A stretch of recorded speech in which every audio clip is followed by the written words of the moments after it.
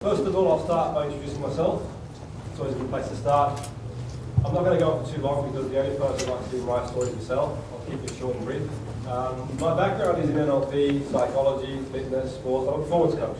I've worked with a number of different football teams, sporting establishments, businesses, and I cover a broad range of areas. As you may or may not be aware, I've worked in development for many, many years, helping athletes, business people, many people across a broad range of areas to get the best out of themselves. I work with high-risk offenders, the worst 3% of the country, so they're called. So I'm quite variable in what I do. I deal with medical conditions as well, FML, GME, chronic fatigue, and variable stuff. So I'm quite variable in what I do. I also do a lot of radio. Those of you who listen to some of the shows may have heard me on radio, mainly early in the morning, wake everybody up. And I do a lot of writing. If you have a chance to read in the books I write, I do a lot of writing. It keeps me busy, keeps me out of trouble. All the writing I do, but I'm not going to go on myself this evening. I want a seminar about yourself, but tonight's seminar, at least my part of the seminar, is about increasing motivation. How to motivate your clients. How to get your clients motivated. Does anyone have clients that need motivation? Does anyone need motivation? Anyone in groups need motivation themselves? Really well? Yeah. Maybe get your clients to motivate you. Who knows? You never know. So we're going to touch on some really powerful stuff. But before we begin, before we crack on, what I want to do, because who motivates the motivator? I know perfectly well, being in a situation that you're in over many, many years, sometimes it can be a pretty lonely road out there. Anyone working coaching, anyone who's a coach, personal trainer, yeah, okay, manager, in business, sales, okay, so quite variable. Now whatever you do sometimes, does anyone agree sometimes it's a pretty lonely world out there, not knowing, not having a mentor, just going about your business and not really knowing where you are in the big scheme of things. So one of the reasons for coming on and speaking tonight was to share best practice. Now, some things I'm going to cover tonight you may have done already, you may not. Yes, you'll see it from my spin, which is key. But before we begin, I want to start a bit of inspiration and motivation. Let's have a look and see people who defy all odds to go on and do amazing things.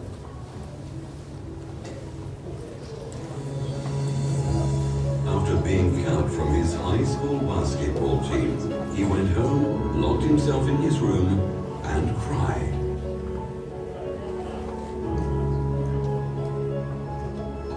He wasn't able to speak until he was almost 4 years old, and his teacher said he would never amount to much.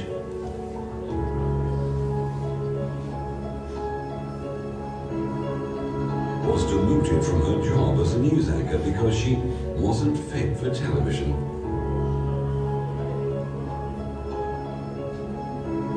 Fired from a newspaper for lacking imagination and having no original ideas.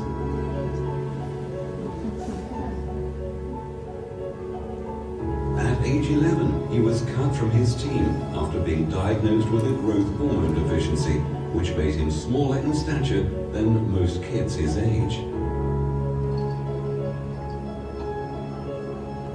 At 30 years old, he was left devastated and depressed after being unceremoniously removed from the company he started.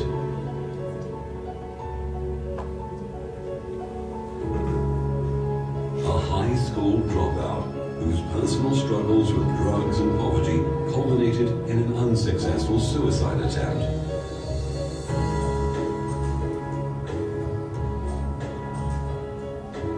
A teacher told him he was too stupid to learn anything, and that he should go into a field where he might succeed by virtue of his pleasant personality.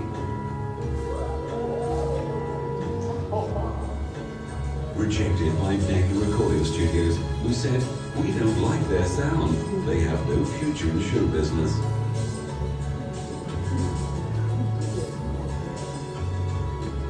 His first book was rejected by 27 publishers.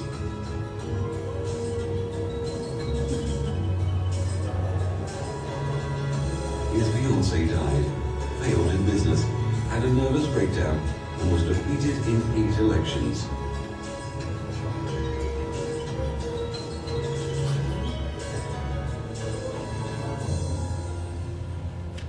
If you've never failed, you've never tried anything new.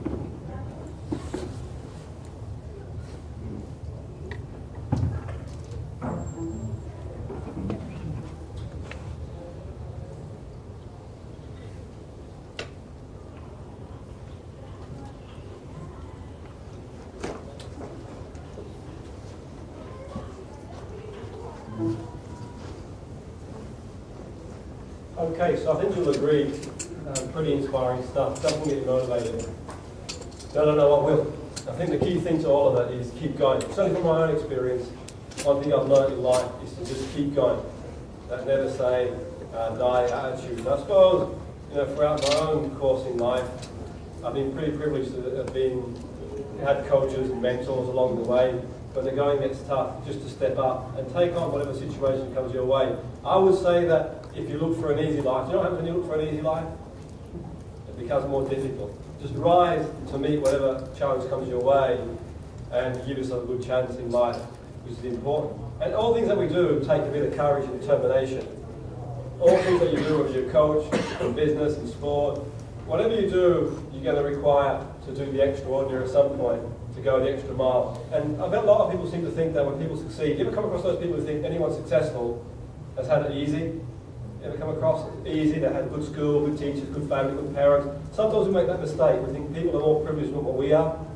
The reason why they are. I would say in my experience, I've been very fortunate to work with some of the best sporting people in this country and around the world, businesses. The people who succeed and go to the very top are the ones who are persistent. Persistence beats resistance. They want it bad.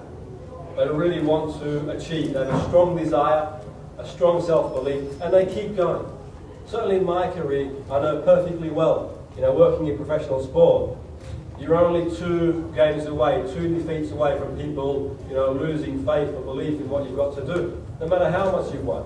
I work with teams who've gone on winning runs, we've won stuff, we've transformed the fortune of the team. You lose a couple of games, and all of a sudden, you face adversity. But I guess like all things really, all you can do is make sure you're focused and very clear on where you want to go. Now, how many people set goals in the room? Anyone set goals? Okay, some people set goals. Okay, some don't. Who doesn't set goals? Okay, maybe not formally. Maybe you don't set them formally. Yet, I've always said, and I'll say it again, if you don't set goals, you become a part of somebody else's goals. You know what they've got planned for you? F4. So I would suggest, yeah, exactly. So I would suggest that, you're in the driving seat. Because people, generally speaking, they coast through life. And I'm a big believer, through experience, that people sort of stay somewhere in the middle, don't they? They kind of coast along this journey in life. They never really hit rock bottom. They never really, aspire to do anything great or extraordinary. And it's not my job to tell people what they should and shouldn't do. I'm in a position to do that unless I'm working with them as a coach. Then I'll, motivate them and make sure they go on to achieve what they set out to achieve. But the only reason I say that is because in life there's a danger that we start comparing ourselves to other people. Do you know anyone that ever compares themselves to anybody else? You met anyone that does that? A lot of people do, don't they? If they're not comparing themselves to people on Facebook, they're comparing themselves to people on LinkedIn or Twitter. If they're not comparing themselves to the person next door, they're comparing themselves to the person down the street, the person in the workplace. And what happens when you start comparing yourself to people? What do you think happens? Yeah, 1 or 2 things happen. Either you start feeling depressed because the people you compare yourself to seem to have more than you. Okay, certainly in my experience of helping people overcome depression, a lot of it's down to their own ideology of what life should be, but they don't count their own blessings. They're not grateful for what they've got. They sort of look over the fence and see what somebody else has got. And there's the other sort of person who compare themselves to the person of Jeremy Kyle. You ever met that sort of person? They sort of compare themselves to these, dysfunctional people on TV. Or if not Jeremy Kyle, maybe they compare themselves to EastEnders or Coronation Street. They think, I'm not so bad actually. So they don't hit rock bottom, they don't hit the top. Because they're too afraid. They kind of coast along. And I'm sure you can relate to that with a lot of your clients sometimes, certain situations. I certainly can. There's certain clients I work with. That's why I choose carefully in terms of working with people. It's a shared agreement. People say, well, you've been very lucky to work with some very good people who've got to do good things. I suppose, in a way, I've been selective. And when I say selective, we don't always have the chance to do that, because obviously if you're a coach, you're employed, you work for yourself, you need money to survive. But that said and done, I truly believe if you're on your path and you identify your niche market, who you want to work with, and you get out there and you do it, then you'll get there. The Bible says, not that I'm, being a religion myself, but the Bible does say that, ask and you'll receive. So if you're out there and you put yourself out there, you will get. I'm sure the Bible didn't mean bitch and you'll receive. So I think ultimately in the end, it's about, that desire, that want is key. So if you're out there, going out there and putting yourself out there. Certainly in my experience, I've been, quite fortunate to work with some, really, really good sporting teams, and it did really well. The pay was good, there was good conditions, everything else, but it wasn't always that way. It wasn't always that way. You know, there were times that, you know, I still do now. I get up in the early hours of the morning and drive across the other side of the country to take whatever opportunity is going. You know, get out there, take great opportunity, take whatever opportunity comes along the way. Because at the end of the day, nothing's going to come to your door. I do know there's books out there that talk about these laws that you can attract things by sitting down, but you just sit down for long enough, and I'm sure no one's going to knock on your door and say, here you go, here's the job. You know, meditate for as long as you want. No one's going to bring a bag of money and drop it on your head. I'm all for conscience and what we focus on and focusing on positives, but I'm also for action. And that's what's really important. Your clients have got to take action if they want to succeed. If they don't take action, then I'm sorry, no one can do their push-ups for them. They're going to have to do it themselves. Because who do you think is the best person to help themselves? Precisely. You can't do it for them. And I learned that for experience. You can't do anything for your clients other than what they want to do themselves. So tonight is about motivating clients, being able to, and today, the outcomes today are going to be quite powerful ones. You're learning an insight how to motivate people in a very short space of time. Within 5 minutes, you can hit their hot buttons. And I work with people across a broad range of areas. The most demotivated people in the country, the hurries, the 3%, the worst 3%, okay? And I work with some of the highest motivated people. And generally speaking, the same principle applies to motivate them, to help motivate them, to get leverage. Within 5 minutes, you're going to learn tonight how to motivate someone. Okay? The key to all of it is be attentive to what people are saying. How many people do you see do sessions that are attentive to what somebody else says? Anyone ever see those coaches who don't give the person a chance to talk in edgeways? Anyone ever seen it before? Before the person gets a chance to talk about their problem, they dive in. Anyone ever seen that before? And who do people go when they have problems? They generally go to people who can't help them anyway. Do you find that? Do you find that at work? Sometimes people go to people who can't help with their problems, but they go there anyway, don't they? They've got a set of problems. It could be relationship, it could be work, it could be all of the above. And they go see someone who's got equally as many problems, if not more than them. And they get into almost like glorifying it. Now I see some clients come and see sometimes me, they come to the session, it's like glorifying they've got depression, they've got problems. It's like, you know, it's hardly something to brag on about really, but ultimately they get gain from that. And that's not a good place to be. Almost like a brag file. Look at all my problems, mine are bigger than yours. You ever see them at work? It's like, look at my issues are bigger than yours, my partner's worse than yours, my job's worse than yours. Well, the one thing I say to people like that, be mindful of what you lose in life, because we take for granted sometimes. People have got, I work with people, businesses, and the amount of people I see in work when I do staff training, it's amazing to think that people sometimes take for granted a job and an income. It's a start. Until you lose that job, you begin to realise what it was you had till it's gone. There's a danger in doing that. So the key to all of that is I'm all for being focused on where you want to go, but I'm also all for sort of being grateful for where you are. Because I think if you're waiting for that day to arrive to be happy, the day I lose, 2 stone, the day I get, 20 clients, the day I do whatever, that day will never arrive. Just look at people in the world that we live in today. They're the stars, okay? And I don't like to cry in people's business really, because in the day, everyone's got their own thing. But you can think of a lot of people out there that they achieve certain things. And what do? They get there, and it's not cracked up to what it's meant to be, is it?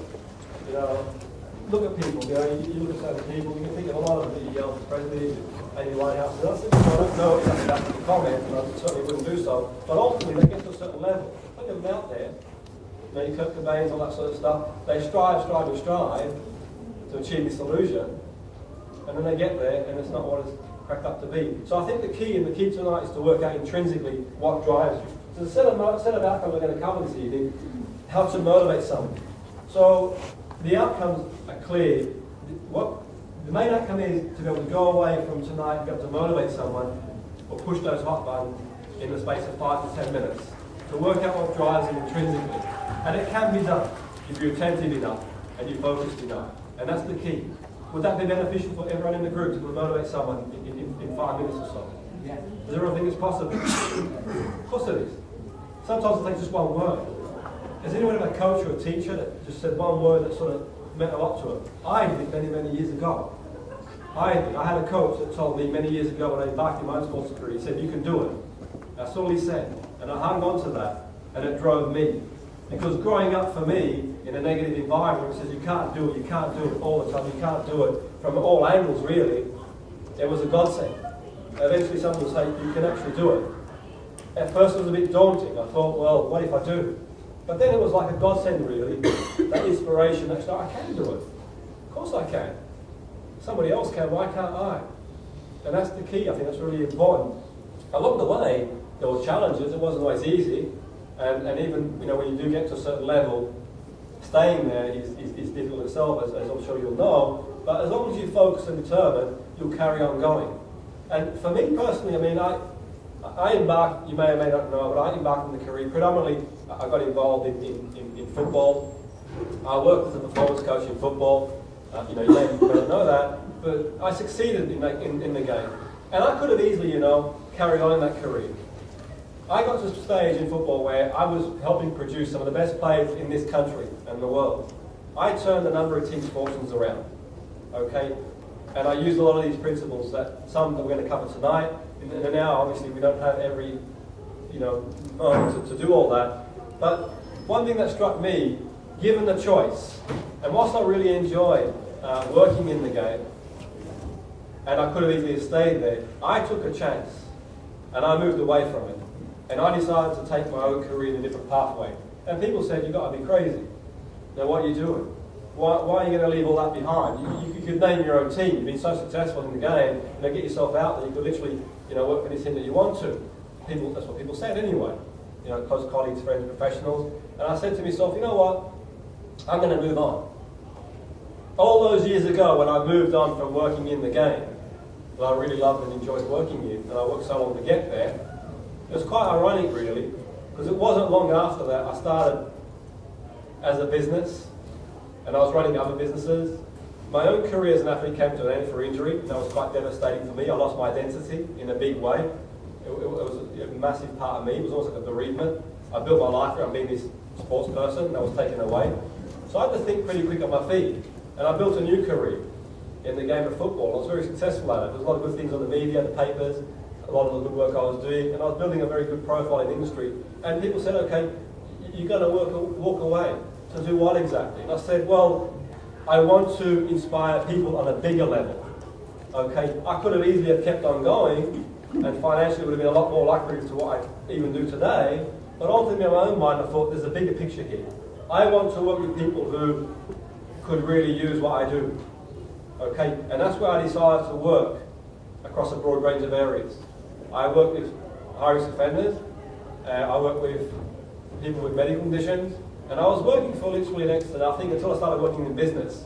And I remember one of my first business contracts, I was working with a business, and I don't know if anyone's done contracting before, I was chasing money for a long time, and I hired staff. And when you hire staff and you pay other people, it's pretty challenging, isn't it, when you're waiting on someone to pay you. So the money wasn't forthcoming, until in the end, I had a decision to make. Do I go bankrupt? If I go bankrupt, I don't pay my staff. I'm an honourable person, so I made sure I looked after them first of all, took a loan out, and I was drowning in debt. A year earlier, I was fine. I was working the game of football. All of a sudden, things had turned. I thought, what have I done? And it was ironic, really, because I had an opportunity to work for another company, a motivational company, and they'd offered me whatever I wanted, really. And that night, ironically, I didn't even have a car to get there. I had to buy a car. My car I had to give up to pay other people who worked for me. I had no car, okay? I had no car to get there, so I bought a car. I bought a car for about £200. And those of you who have a car, you'll know £200 to get most car. Okay, and I'm trotting along in this old banger that's about to blow up. Smoke blowing everywhere, going for a meeting with two professionals, an Olympic athlete on the world stage running a big business, and somebody else who was very high profile in football. I was meeting them at a hotel. It was a nice summer's evening, and I'm thinking, for goodness sake, I hope they're not on the balcony. It was a hotel I've been paid off. If they see me coming in, they're going to feel sorry for me, And ironically, I get there, car blowing smoke, literally holding it together, and I could see him looking at me, almost casting pity on what had become, really. Because their reference of me was working in the game. When I worked in the game, I had a very nice car, as you do. And it shouldn't not be all end all, but ultimately the world we live in reserves judgment, I'm afraid. I remember that meeting, thinking, driving home in the end thinking, should I just take the job? They've offered me a good opportunity. I can build my life back up again, or do I keep going and see where the road takes me? I chose the latter, and I've never had any regrets all those years ago, and I never will do. Because had I gone back into it then, or gone back into football, I wouldn't have got to meet, people like yourselves, and a lot of people across a broad range of areas. And even to this day, intrinsically, you cannot put a value on helping people get to where they want to get to. Helping people who have got medical conditions, who are confined to the four walls of their home, to get their life back. Helping people who want to be sports stars. Helping people who want to, go into the media. Across a broad range of areas. You can't put a price on it, and you'll know if you're a coach. You'll know exactly what I mean. Does everyone know what I mean if you work in coaching? What it's like? The power of helping someone get to where they want to get to. It's an amazing feeling. And eventually I would sort of build myself back up again. But the key to all of it, and what's really instrumental to anything that you do, is just keep focused. And be very clear about where you're going. And I truly believe if you help people get to where they want to get to, they will help you get to where you want to get to. It's a two-way street. Congruency, win-win. Okay? Because you're not anyone's servant, by the way, as a coach. You can't live on fresh air. Okay? When I bought that £200 car, and that's what it cost me to get myself back on the road again, that was about to blow up. It was a realization to me. A massive realization. I had a very successful career as an athlete, a sports person, as a performance coach in football, and anything that you could ever wish for, and all of a sudden I'm struggling on every area. And there was nobody to be seen. Okay? It wasn't about getting the phone and asking someone, well, can you drop me off, can you do whatever? Because you know as well as I know, okay, you'll see real people in times of adversity. Okay? Not your Facebook friends, not these 7,000 people you got on Facebook who call themselves friends. The 4 or 5 people who are there for you no matter what happens. And it was a big eye-opener for me, because some people surprised me, good and bad. But then again, nobody owes anybody anything in the end. Only you can get yourself to where you want to get to. And the power of being able to motivate yourself as well is quite powerful. Anyone got clients like this? Okay? They want it, but can't be asked. They want to get in shape. They want to move forward. They want to build a business. But, they're just genuinely, can anyone get any clients that, come across any clients like that? Okay, they want it. They like the idea of it. They like the idea of being a pop star. Have you seen those people who criticise other people who go for their goals? Anyone seen it before? Okay, it's easy to criticise, isn't it? It's easy to sit back and criticise people who have a go on the X Factor, who try and be sports stars. It's easy to do that. But they're standing up having a go. For me personally, I've failed many times. I've failed equally as many times as some of those people that you saw in the clip.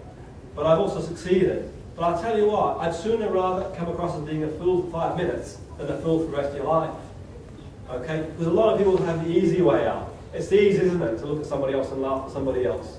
But to go out and have a go and have people judge you is a challenge. And I had that as a sports person. People criticising me. They didn't even know me. Past judgment of my life. As a sports performance coach, criticising what I was doing, but a lot of good people too. So in my industry, you're only 3 wins or 3 losses away from people who didn't even know you're calling it all the most obscenities under the sun, really. Incredible. Incredible to think that that's the case. But ultimately, in the end, if you're going to survive in this industry, you have to build resilience and not take anything personal. That's what's really important. Okay? I wouldn't even dream of repeating some of the things that some of the high-risk offenders have said to me, but I've kept in there for professional reasons. I've kept in there, I've kept faith, kept believing that we can change and help people. Because I really believe that if nobody does anything, then we're not going to get anywhere. I do a lot of talks in schools, I go to schools for next to nothing. The reason being is that I believe that our children are the future. They need motivation. Okay, certainly in my experience at school, there was enough miserable teachers out there to knock the stuffing out of anybody. And that's not just the teachers, some great teachers out there, but they need adults. Okay, because young people these days, they're being more and more disenfranchised by the media. Just when they're about to make it, they stop. Because they're told you can't do it. Anyone ever come across that? You've got kids who are told they can't do it. You're told you can't do it.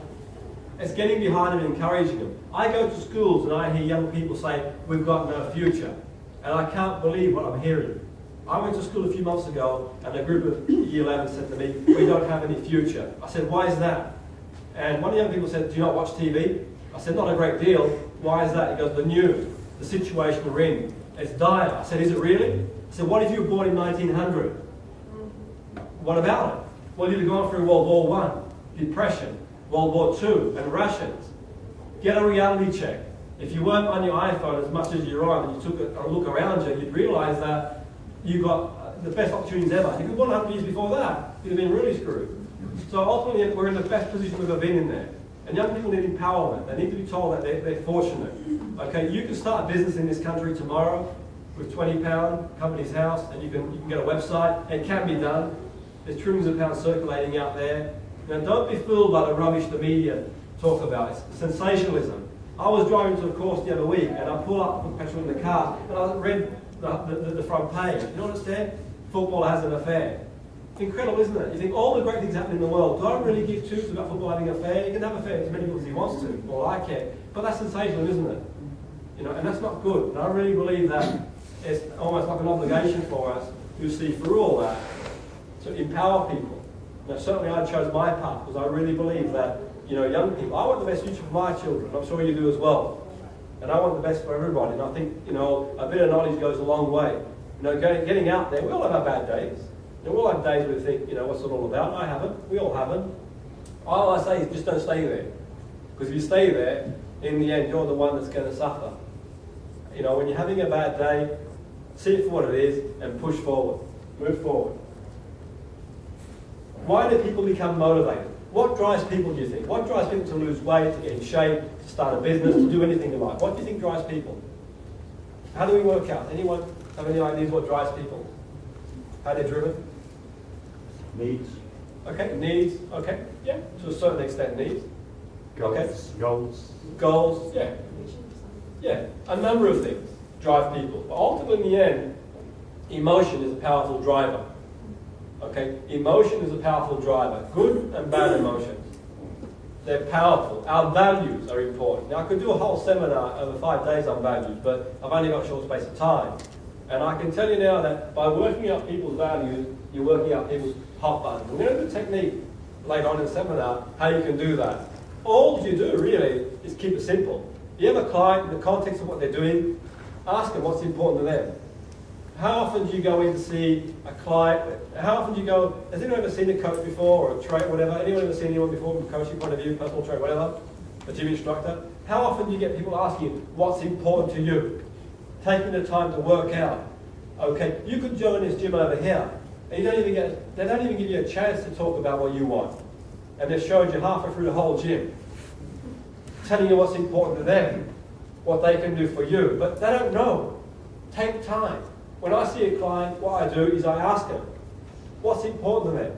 Because I know their values are their drivers. Their values will motivate them. Values are what get you up out of bed in the morning. Values determine what you do. How often you exercise, what you eat, what you do, behaviour to a certain extent. Now, I'm not going to go through a whole formal elicitation, but I will touch on how you can get these values. Depending on what you do, you could be a fitness trainer, a psychologist, a psychiatrist, CBT, NLP, anything. In the context of the person who's coming to see you, it's crucial that you ask them what's important to them, what drives them, and get as many values as you can. Okay, because their core drivers are going to be 5 to 8 values. Now, I'm not going to go into a lot of detail, we don't have time to do that, but if I ask him a few times, what's important to you? You get a lot of information. Because does everyone train for the same reasons? Does everyone want to give up smoking for the same reasons? Does everyone want to lose weight for the same reasons? No, they've got different reasons for doing it. They've all got core drivers. By being aware of that, and I've seen many a coach fall the victim of thinking what drives them drives somebody else. Anyone ever had that before? Yeah. You see it in sales all the time. You go and buy a car, or you go and buy anything for that matter, and the salesperson is telling you all their spiel about what's important to them. And you know, the key is to find out what drives you. Okay, what motivates you? Because your top 2 values in any context are going to be your core drivers. In any context, your top 2 values. And you can ask the question a couple of times informally. Now, what's important to you? Anything else important to you? Anything else? To the point you've got a series of values. And then ask the person, okay, as a result of that, which one would you have to have? You can do it informally. You don't always have the opportunity to do it formally. I do formal recitations. I'm more than happy to email the DVD and we do it formally. You can learn and do that yourself. But informally, we don't always have the time to do it formally. So you can ask them. You know, ask them what's important to them. What's driving them. Because I can guarantee you when we go to do the exercise, if you can work out what their hot buttons are, you can motivate them. Because out of people's top 5 values in any context, if the top 2 are missing, you know what happens? Relationship finished. Okay, so if you've been in a relationship in the past, once your top 2 values for being in that relationship go, relationship's over. That goes for work, personal, anything. And you'll hear, people talk a lot about values these days as motivation tools, as meeting people's values to you. Because values are important for rapport. Okay, you listen to things like that eHarmony now. Not that I mean on eHarmony, by the way, but you'll hear it. Values. Find some similar values to yourself. Okay, they're quite powerful stuff. Okay, also is someone away or towards. We're motivated away from pain or towards pleasure. And I'm not saying one is right. There is a spectrum, very context dependent. But it's important to know what motivates them. What motivates your client to do what they do, to achieve the outcome they're looking for, to get fitter, to get healthier, to get in better shape, to eat differently, to overcome a psychological issue they might have. What drives them? Some people go to the doctor, for example, the doctor says, you know what, if you don't start training, you could get diabetes. Okay, and that's away from. Some people decide, you know what, I want to go on the beach and have that 6-pack. That's towards. Neither is right or wrong, by the way. As a sports person, I was very away from. It's not always pleasant to be an away from person. It can be very stressful. It's nicer to go towards, but it's another story for another day. All you've got to do really is work out how the person's driven, which is key. Because once you work out how someone is motivated in a certain context, away towards, you're halfway there to providing an environment conducive to success. Think about it. What's important to the people that you work with? Anyone tell me what's important to the people that you work with? Anyone got any? Money? Okay. Yeah. Anybody else? Anything else important to the people that you work with? Family? Okay. Sorry? Health? Okay. Yeah. Happiness? Okay. Okay. So all these things are important to them. And how do we know that? How do we know what's important to people that we work with? How do we know? Behavior? Yeah. Okay, yeah. Asking behavior. And that's all you've got to go off, really. And that gives you the opportunity. I was working in business last year, and one of the best pieces of management I've seen was a manager, being aware what motivated his staff. This guy, he took the time to work out what drove his staff. And this guy who was a manager, okay, decides that he's going to give up his season ticket and give it to a member of staff to take his lad to watch a game. Okay, could you imagine it was the guy's first game, his member of staff, the first time he took his young boy, 5-year-old, to watch a game, he repaid him tenfold. Good piece of management. Okay, he worked out he was a big football fan, and he gave him his season ticket for a game to take his son. And he repaid him tenfold. Because it took time to be aware. It was Liverpool, by the way. For me, it would have been punishment, but it's another story for another day. I don't want to upset the Liverpool fans, by the way, but it would have been punished. But the key thing is being aware. Little things go a long way. And being aware of people's values is key. You might have a member of staff that, you know what, they want a young person activity play, and say, off you go. And then finish early. Got activity play, go watch your son, daughter, and they'll repay you tenfold. It's powerful stuff, being aware of value. The best managers I worked under in sport were people managers. They didn't manage you as a thing, they were people managers. They knew who to put an arm around and who to get a stick out with, okay? Because neither is right or wrong, but we all respond differently. That's what's really important to be aware of. Because how do you think someone will respond if they're very toward, if someone's sort of being very away from? How do you think they'll respond? If someone says to you, if you're very towards, if you're very towards pleasure, and someone's very away from, says you don't get that report done, you'll lose your job, how do you think they'll respond? They'll seem stressful, won't they? And either way, if you're very towards, and you tell someone you won't be able to book that holiday, then it'll go over their heads. Okay? There is a spectrum, but the key thing is being aware. What is what? For some people, predominantly away from pain, and some towards pleasure. Neither is right or wrong, by the way. I know what I'd rather be, yet in saying that, behaviourally, to a certain extent, it takes, training in our own mind. There are techniques you can do to sort of change if one's causing you too much stress or not working for you anymore, which is key. I'm going to do a technique now, and I'm going to get volunteer, and I'm going to demonstrate how you can do the process informally. Then you can have a go at the process. Have a go in pairs, use a real situation ideally. You do a real situation, maybe a hypothetical situation. They're really powerful stuff. It's a series of questions. Within 5 minutes, informally, you can light the fuel that burns the fire for someone to be driven. Okay? And I know from experience of working in coaching, because a broad range of areas, I do this process literally every day with clients all the time to motivate or help motivate them, to help burn that fuel. Because I truly believe, as a coach, we need to take shared responsibility. It's all right saying people aren't motivated, people don't want to do things, but we're going to look at ourselves. What are we doing? Are we trying to motivate them the way we motivate ourselves, which isn't going to go very far? Or are we motivating them the way they prefer to be motivated? So have I got a volunteer so I can do the process? Okay, so you're like buses, right? You don't get one. Okay. Can you tell me what the goal is, by the way? Losing weight. Okay, let's give it a go. Yeah, there we go.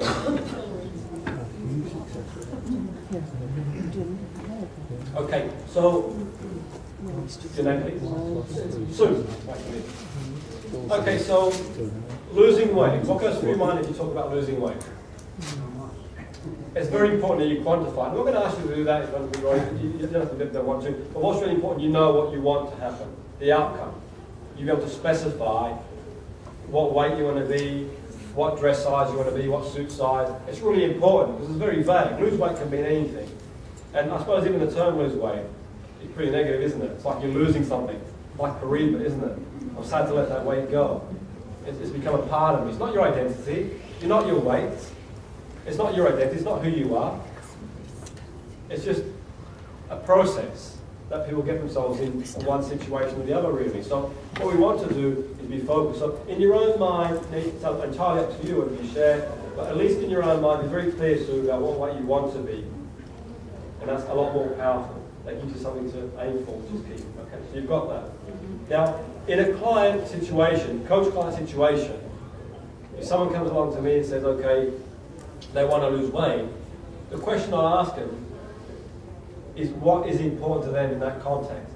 So what's important to you sort of about this weight situation? Well, one thing that are going away from, which is I'm more aware as I get older that I don't want to become diabetic or have a stroke or a heart attack. So it's a health thing, but I'm seeing it as a not getting bad health. But it would be helpful to turn around a bit and see it as getting good health. But and fitness as well, you know, not getting breathless going upstairs and things like that. Yeah. And looking back. Okay. And what else is important to you about being the way you want to be? Being more comfortable in yourself. Okay. So health, being more comfortable in yourself. Anything else? I've said looking back. Okay, whatever works for you. And just in a short time frame, I've got some key core drivers. Because what's important is that we help the person from their frame of reference, not ours. What drives them? Their values. Your values might be different to somebody else. And values are very abstract. If it's not clear, then ask them, what do you mean by that? For example, I was with a business person a while ago, and he said to me, I said, what's important to you about business? He goes, you know, having a tidy desk. And I said, what do you mean by that? He goes, being organized. It's really important you don't interrupt the person when they're saying it. They're not your values. Words are just labels. If it's not clear, then ask them what do you mean by that. Don't, you know, be in a situation where you hijack the session. Do you mean this? Do you mean that? Do you mean this, Sue? Do you mean that, Sue? If you start pecking your client's head, their head will just explode. Just give them time. Pause. Silence is golden. You know, give them time to think about what's important to them. I said it takes 5 minutes, and that's all it takes really to do informally. It could be an informal chat. What's important to you? What drives you? And what else? Anything else? And you're going to get a list of values. And what you want to do then is focus on which ones are the most important ones. Of what we've talked about so far, Sue, which is the one that really drives you? If you're going to start a health program today, which one would you have to have? Which one would you have to be the most important thing to you? Fitness, being able to do the things that I want to do, taking the dog for a walk, keep having enough energy to do the things I want to do. Okay, so what we want to do is work out what the core drivers are, because those top two are going to be instrumental in moving forward. And now that you're aware of that, you've got leverage to motivate the person you're working with. You're able to light the fuel that makes the fire, press the hot button. That's the key. And the next step is to work out if the person's away from or towards. And we've sort of done a little bit already, but we very rarely use the word why in NLP, but we will use it for this exception because when we elicit something. Why is it important to you, Sue, to be able to walk the dog and have that, look better or look good or whatever you felt was important to you? Why is it important to you? I think it's because I'm aware that I'm getting older, and so I am slowing down, and I want to make that slowing down as little as possible. Yeah. And there's lots of things that I want to do, and I don't want to stop myself doing it by being stupid. Yeah. And would you say that's away or towards? Is that away from negative towards the positive side? Okay. Okay, there's a spectrum there. A lot of away from, but there is some towards. But ultimately, in the end, really, you might want to ask the question why a couple of times. The reason being, I've learned from working in cultures around the world, predominantly American culture, for example, you might say, why is it important for you to send your son to Harvard? Because it's the best university. And you might think, yes, it's towards. But then you ask, well, why is that important? Because when I was at school, I didn't have that chance to do that. And you sort of dig a bit deep and realise it's actually away from. So you might ask again, and why is it important to you, Sue, to be able to do all the things you mentioned just then, to walk the dog, and you mentioned that, as time goes by. Why is that important to you? I think it would seem a waste of time and ability not to do things that I want to do. I've retired from work, and there's lots of other things that I want to do. Yeah. And I think that being more helpful Yes. and pleasing some back would give me a better chance of being Yes. able to do that. And some things that you want to do is anything that you want to do specifically, or Well, there's quite a lot of friends that I have that I would like to do more things with. Yeah. And I'm doing a lot of different voluntary things at the Yes. moment. And I do get tired. Yeah. And I just want to be able to do all those things just for the enjoyment of them and for the useful things of them. Yes. Yeah. Okay. And is that towards or away? So there is a spectrum. There is away as well as towards. Okay. Everyone's different. Some people are very extreme away, very extreme toward, somewhere in the middle. So now you've got leverage to motivate you. The leverage is there. Okay. What you would do thereafter is make the environment conducive to motivation. You might get pictures of the place she wants to go. For towards, you might get pictures of avoidance.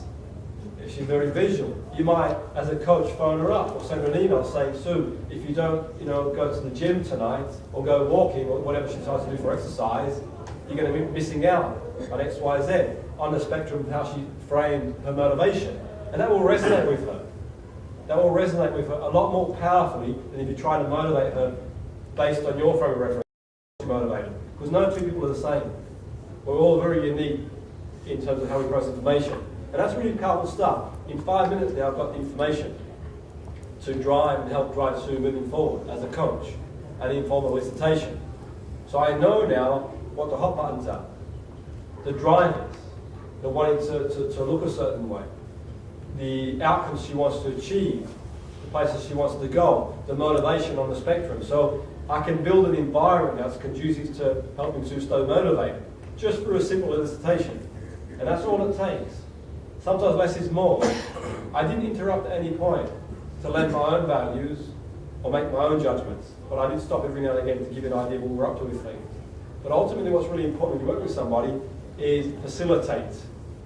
We're facilitators. If we sort of dive in and start making assumptions, it's a dangerous place to be. If I start saying, do you mean this, or do you mean that, or is it this, is it that, is the other, I'm hijacking the sections. You're going to walk away and think, what's this guy on about?